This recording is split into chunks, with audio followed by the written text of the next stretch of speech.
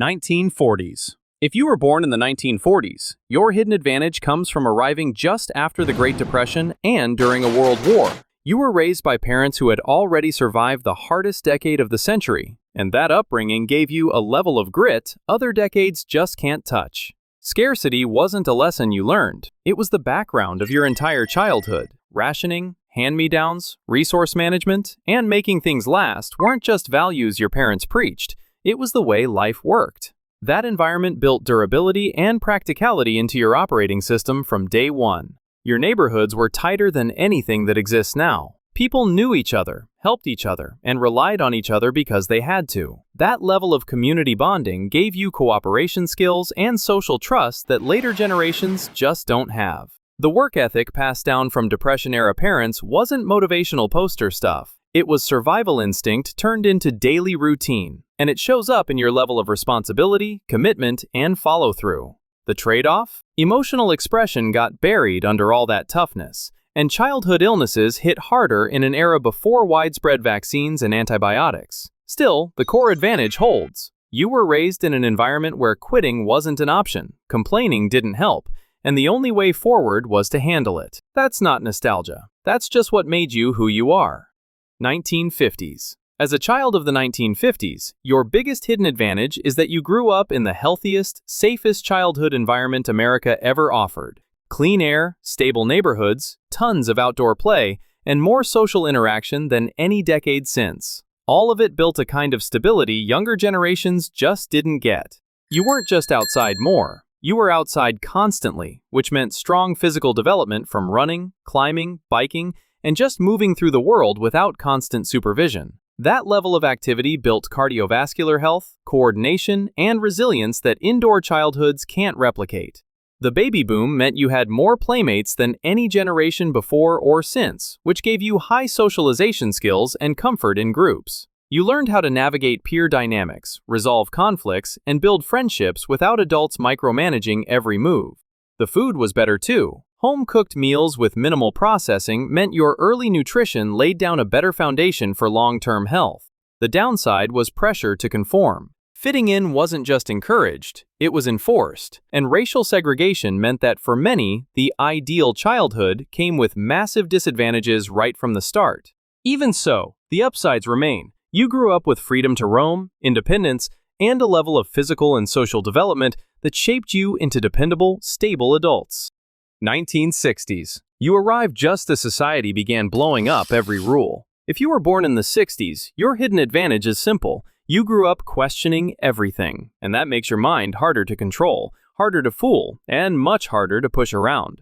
The civil rights movement, the counterculture revolution, Vietnam protests. You didn't just read about social change in history class, you watched it happen in real time, which taught you that norms can be challenged and systems can change. Early exposure to activism gave you confidence navigating conflict and debate. You learned how to hold your ground when everyone else is telling you you're wrong. Smaller families meant more parental attention, and the explosion of music, Beatles, Hendrix, Motown, gave you a cultural richness that shaped creativity and self-expression in ways other decades couldn't match. Television was expanding, bringing the wider world into your living room, which pushed your awareness beyond your own neighborhood. The cost was real too. You saw assassinations, war, unrest, and instability up close. Parenting styles were inconsistent, bouncing between strict and permissive, and drug exposure crept into adolescence earlier than prior generations. Nonetheless, the advantage still holds. You were shaped by a world that didn't hand you answers, it forced you to find your own. 1970s. Some people grew up protected, but if you were born in the 70s, you grew up unsupervised. Your hidden advantage is independence, which means you solve problems faster, improvise better, and don't crumble easily when life falls apart. Latchkey culture wasn't a parenting trend, it was reality. Both parents worked, divorce rates climbed, and you spent afternoons figuring things out on your own. That bred extreme self-reliance and problem-solving skills because no one was going to fix things for you. High outdoor play meant you built physical capability and creativity through unstructured time. No apps, no screens, no scheduled activities, just boredom, which forced you to entertain yourself, experiment more, and come up with your own solutions. The trade-offs weren't small. Households were less stable. Junk food exploded during your childhood, which meant worse nutrition compared to earlier decades, and less parental involvement meant less emotional guidance when you actually needed it. Despite all that, the upside remains undeniable. You weren't coddled, and that made you tougher. You handle chaos better because you grew up in it, and you learned real-world coping skills without digital escapes, which makes you more adaptable when things go sideways. 1980s. If you were born in the 80s, congratulations! You won the nostalgia jackpot. You were raised during peak music, peak movies, Nickelodeon, and MTV. That mix of freedom and pop culture wired you with creativity that hasn't happened since.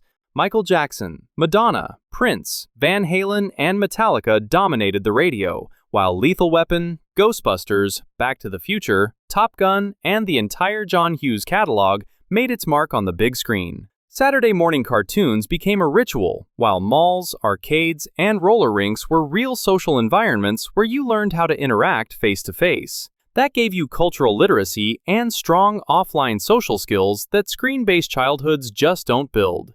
You also grew up during the Cold War's peak, navigating nuclear drills, a president being shot, and a steady hum of unspoken tension. That kind of atmosphere built resilience and the ability to function under uncertainty. Outdoor play was still common, so you had physical freedom mixed with early tech exposure, which gave you adaptability without dependence. The downside? Childhood got heavily commercialized. Junk food was everywhere, and academic pressure started creeping up, not to mention the hairstyles. That took on a life of their own.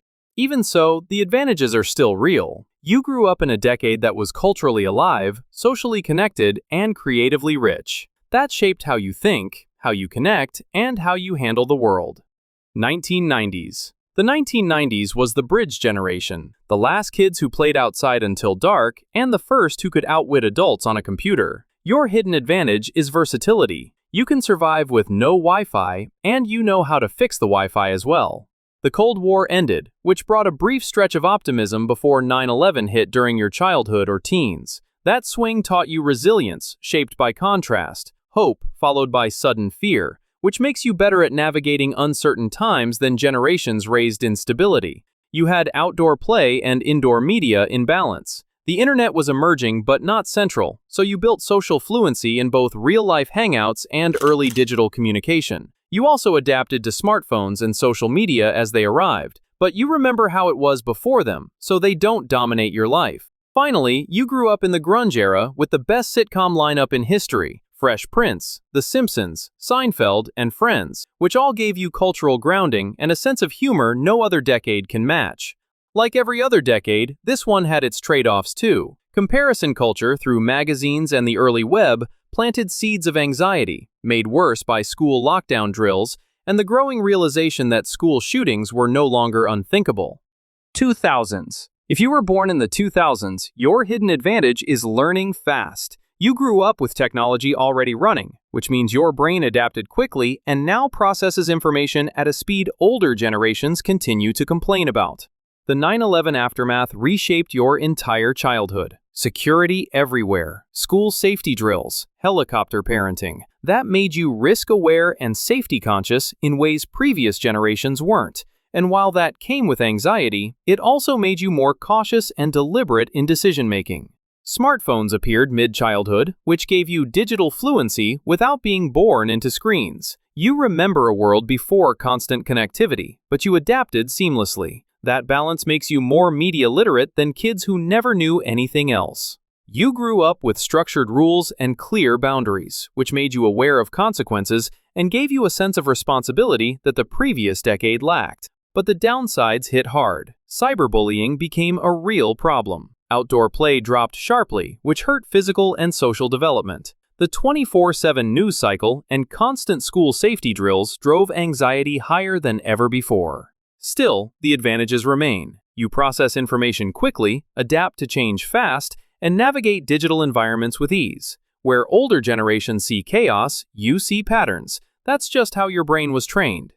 2010s. You were born into a world where every tool, every screen, every learning shortcut was already available. And whether people like it or not, your hidden advantage is efficiency. You learn faster, you multitask naturally, and you're fluent in a digital language that older generations just can't keep up with. Tablets and smartphones from toddler age means you have the fastest learning curve of any decade. App-based learning, tech integrated into school from day one, and YouTube as a teaching tool gave you strong pattern recognition and the ability to self-teach skills quickly. You don't wait for instructions, you figure it out.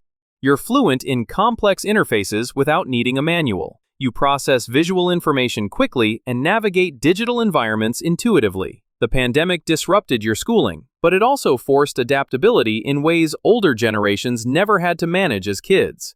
The trade-offs are rough. Outdoor play is nearly gone. Social development happened mostly through screens, so face-to-face skills lag. Social media became a dominant force, pushing you to grow up too fast, fueling anxiety, making focus harder, and shaping your worldview through algorithms that move faster than parental guidance ever could. And yet, the advantage is undeniable. You're efficient, fast, and digitally proficient in ways no other decade can match. That's not a participation trophy. That's just reality. Every decade gave people something different. A skill, a mindset, an advantage they didn't realize they had. If you want more breakdowns like this, stick around and subscribe for more.